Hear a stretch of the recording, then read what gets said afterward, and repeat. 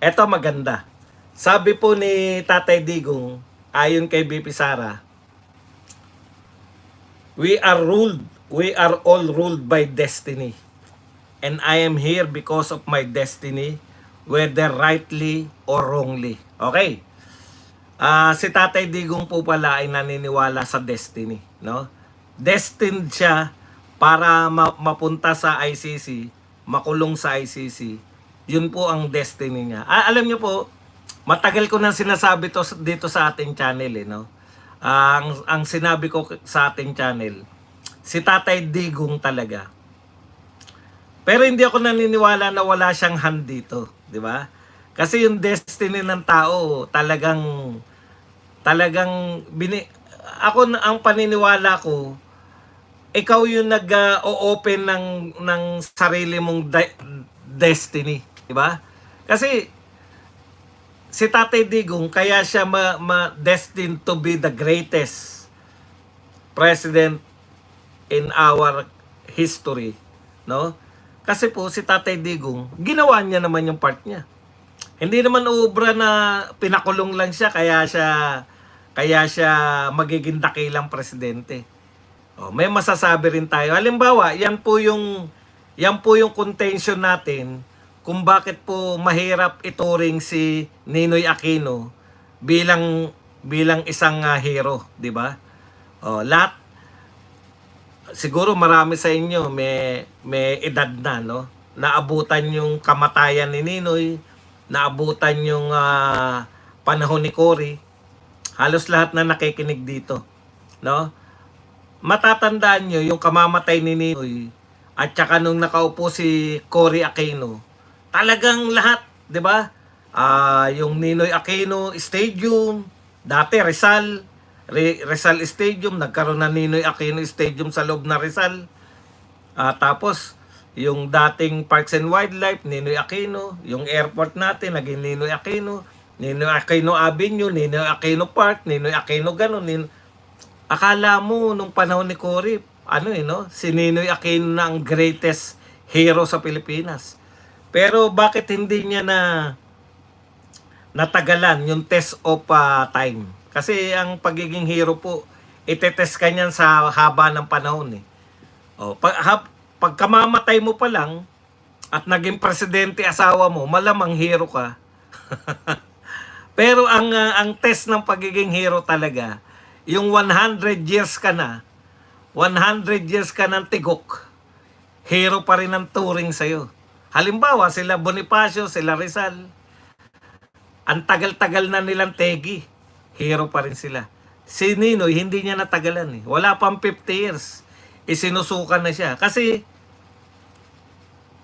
pupunta po rin sa, sa tanong na, ano ba nagawa ni Ninoy para siya i-consider na hero? Diba? Yun yung pagkakaiba ni Ninoy at saka ni Tatay Digong. Bakit si Tatay Digong pwede siyang makonsider na greatest president of all time sa Pilipinas? Kasi yung persecution makulay na di ba? Si Tatay Digong sa kanyang pagtatapos ng termino, makulay na si Tatay Digong, makulay na yung pamumuno ni Tatay Digong, kulay pula dahil sa sa war on drugs, makulay na yung panahon na nanungkulan si Tatay Digong. Mas makulay pa yung panahon na nawala na sa pwesto si Digong. Tandaan nyo po, halos lahat po ng mga dakilang leader ng mundo, na kinilala sa mundo, halos lahat po yan pinersecute. Halos lahat po yan nakulong. Kaya ang destiny ni Tatay Digong papunta po ron sa pagiging dakilang leader. Tignan nyo po. Bibigyan ko kayo ng halimbawa. Si Gandhi. Tapos very recently, yung sa South Africa, si Nelson Mandela. Mga pinersecute po yan nung panahon nila. No? Dahil sa kanilang pagiging ang kagandahan sa kanila, niyakap sila ng tao. Minahal sila ng mga constituents. Di ba? Yun yung sinasabi natin, makulay na yung naging pamamalakad ni Tatay Digong. Mas naging makulay pa yung paglabas niya. Kaya tamang-tama to. At ako naniniwala ko na si Tatay Digong, conscious siya ron sa nangyayari. No? Conscious siya sa nangyayari na destined siya. Na may destiny siya. May tinatahak siyang destiny. Hindi siya katulad ng mga presidente na nanungkulan, tapos nagtapos ng presidency nila, tapos magkakasakit, mamamatay na lang sa katandaan. Lahat ng presidente natin, ganun eh. So far.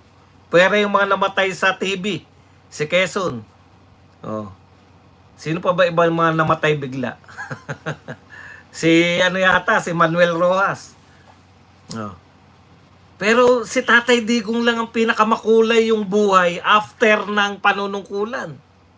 Si Cory, sige, atin-atin ng meeting, Cory. Pagkatapos, namatay na lang sa sakit. Si Erap, hanggang ngayon, buhay pa, pero mamamatay na lang sa katandaan si Erap kasi hindi natatapos yung ano nila eh. Si Gloria, hanggang ngayon, congresswoman pa rin. Si FBR, namatay na malamang sa katandaan. Si Pangulong Duterte, hindi. Hindi, kakaiba siya. Itong destiny niya, sabi niya nga, whether rightly or wrongly, ay si Magsaysay pa pala, namatay na sa airplane. Ito ang destiny niya. Huwag kayong mag-alala, Tatay Digong. Ngayon pa lang, sinusulat na po yung kasaysayan nyo na mali ang ginawa ng mga leader natin ngayon na kayo ay pinadala sa the Netherlands. You are destined to be the greatest Philippine president. At hindi lang po yung pagiging makulay after niya maging presidente. Tanungin niyo po ang mga nakaabot kay Tatay Digong. Ano ang mga nagawa ni Tatay Digong nung siya ay presidente? Lilitanyahan po kayo. Kahit yung mga loyalistang pumasok dito ngayon, alam nila lahat na si Tatay Digong ang nagpa-war on drugs. Si Tatay Digong ang nagbigay kasi kahit sa kanila ng 10 taon na passport. Si Tatay Digong ang mayroon tayong golden age of Philippine ano na nga to, yung infrastructure, golden age of Philippine infrastructure. Yung mga iniidolo nila, na tatay ni BBM, ilang taon po nanungkulan yan, pero wala po sa pinatayo. Lahat po ng nahigitan po ni Tatay Digong ang lahat ng presidente ng Pilipinas. Di ba? Lahat po ng presidente ng Pilipinas, wala pong makakapantay sa nagawa ni Tatay Digong pagdating sa infrastructure.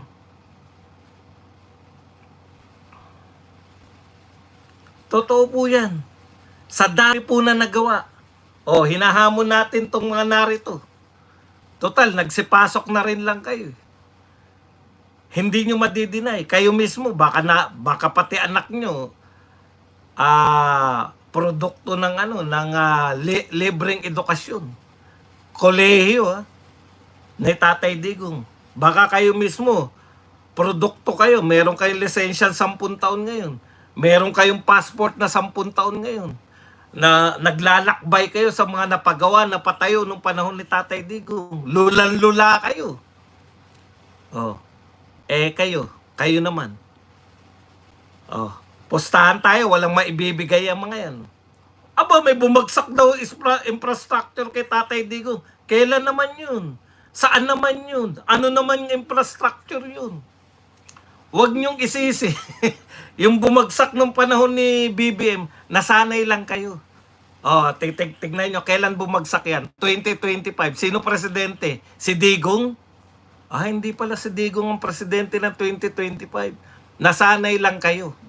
Nasanay lang kayo na manisi. Tanong, meron ba bumagsak na pinatayo ni Digong na infrastructure nung panahon niya? Malamang wala. Galit sa magnanakaw si Digong. Kaya lang naman bumabagsak yung mga infrastructure kung ninakawan nyo ng budget.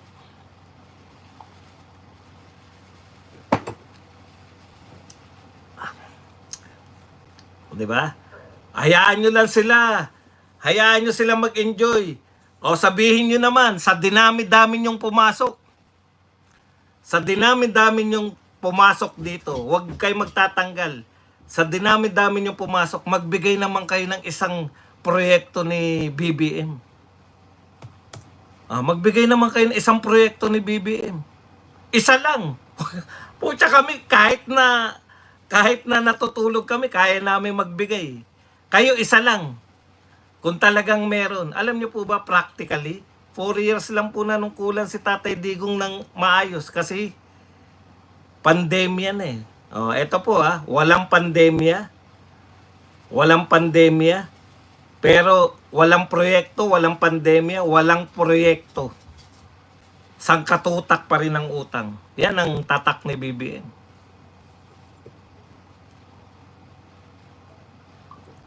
Ang dami nyo. Banat lang kayo ng banat, di ba? Yan lang ang alam nyo eh. Yun yung pagkakaiba ng mga Duterte supporters. Tanungin mo ang mga Duterte supporters. Tanungin mo mga Duterte supporters. Ano ang nagawa ni Digong? Nako, kahit isang oras kayo magkwentuhan, kaya kayong litanyahan. Ang dami ninyo. Ang dami ninyo rito ngayon na BBM supporters. Isa lang ang tanong ko, magbigay kayo ng isa lang na may pagmamalaki yung proyekto. Isa lang, wag nang damihan. Isa lang. Pag nakapagbigay kayo ng isang pagmamalaki nyo, wala, di ba? Wala kayong maalalang may pagmamalaki kasi ang alam lang ninyo, bumanat sa Duterte. Isa lang naman, no? Nakikiusap na ako sa inyo ngayon. Isa lang. Wala. Wala kayong masabi kahit isa. Meron daw 5,500 flood control. Congratulations. Proud ba kayo sa flood control? Hindi, hayaan nyo sila dyan. Isa lang naman ang hinihingi natin sa kanila eh. Para tong mga to, alam na nila pag susunod. Isa lang, ano yun? Wala kasi. Di ba? Nakakahiya.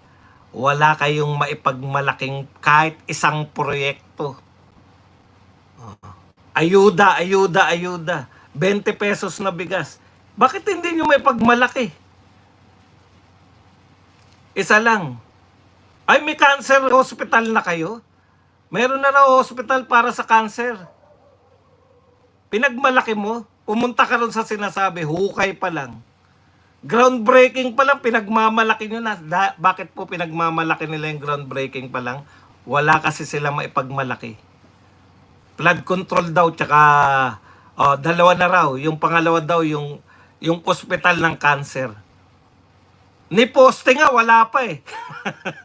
Alam nyo, yan yung problema nyo. Dahil wala kayong naipatayo. Dumadakdak ako. Pero naidadakdak ko yung mga proyekto ni Tatay Digong. Kayo, hindi ko kayo pinadadakdak. Isa lang. Isang proyekto lang na natutuwa kayo. Totoo ba na may cancer hospital? Totoo po. Pero wala pa pong poste. Hukay pa lang. Alam niyo ba yung hukay? Groundbreaking ceremony pa lang. Pinagmalaki na nila. Ako nire-real talk ko kayo. Hindi ako makikipagsabayan sa inyo na sisisihin nyo kami, sasagot kami. Hindi po. Isa lang. Magbigay kayo ng isa lang. Kung wala pala kayong maibibigay, putan, kung ano-ano pa mga pinupunan nyo sa amin, marami kaming sasabihin. Isa lang. Wala. Wala yung may pagmamalaki. Puro groundbreaking.